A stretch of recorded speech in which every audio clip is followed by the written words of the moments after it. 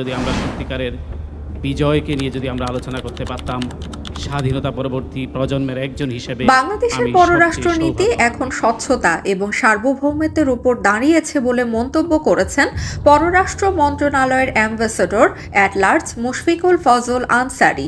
তিনি বলেছেন, বর্তমান অন্তর্বর্তীকালীন সরকারের অবস্থান পারস্পরিক আস্থা এবং আত্মমর্যাদার। এই পররাষ্ট্রনীতিতে শেখ হাসিনার শাসনামলের মতো কোনো দেশের দাবিদারি মেনে নেওয়া হবে না। গত 5 আগস্ট তীব্র প্রাণঘাতী গণ আন্দোলনের মুখে পতন হয় আওয়ামী সরকারের। এরপর থেকেই পররাষ্ট্রনীতিতে পরিবর্তনের আভাস দিয়েছে অন্তর্বর্তীকালীন সরকার।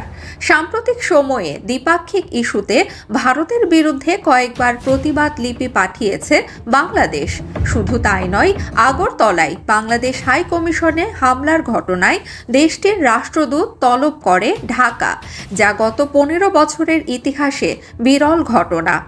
এত বছর ভারত যা করতে চেয়েছে একপাক্ষিকভাবে চাপিয়ে দিয়েছে। এখানকার জনগণের আপত্তি থাকা সত্ত্বেও এজন্য কখনো ঢাকার কাছে জবাবদিহি করতে হয়নি দিল্লিকে। বৈষম্য বিরোধী ছাত্র আন্দোলন থেকে শুরু করে গণ অভ্যুত্থানের শরিক প্রতিটি রাজনৈতিক দল এবং ছাত্র সংগঠনগুলো চায় ভারতের সঙ্গে সম্পর্ক হবে সম্মান এবং ন্যায্যতার ভিত্তিতে।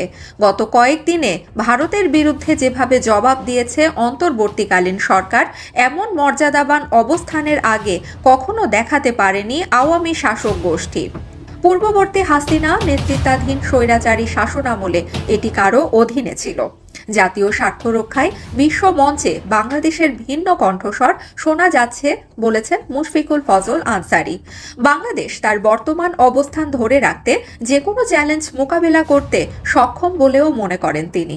মুশফিক আরও লিখেন, বর্তমান দৃষ্টিভঙ্গি আরও দৃঢ় এবং আত্মনিশ্চিত কূটনৈতিক অবস্থানের দিকে পরিবর্তনের ইঙ্গিত দেয়, যাতে নিশ্চিত করা হয় যে বাংলাদেশের স্বার্থ রক্ষা করা হচ্ছে এবং বিশ্ব মঞ্চে এর কণ্ঠস্বর শোনা যাচ্ছে। এটি সমতার উপর নির্মিত একটি নীতি, জবরদস্তি নয়। অংশীদারিত্বকে উৎসাহিত করে যা ভারসাম্যপূর্ণ এবং ন্যায়সঙ্গত। বাংলাদেশ আত্মবিশ্বাস ও স্বাধীনতার সাথে জটিল বৈশ্বিক গতিশীলতার সঙ্গে পথ চলতে প্রস্তুত এবং সক্ষম। প্রতিটি কর্মকাণ্ডে তার মর্যাদা ও নীতি সমুন্নত রাখবে।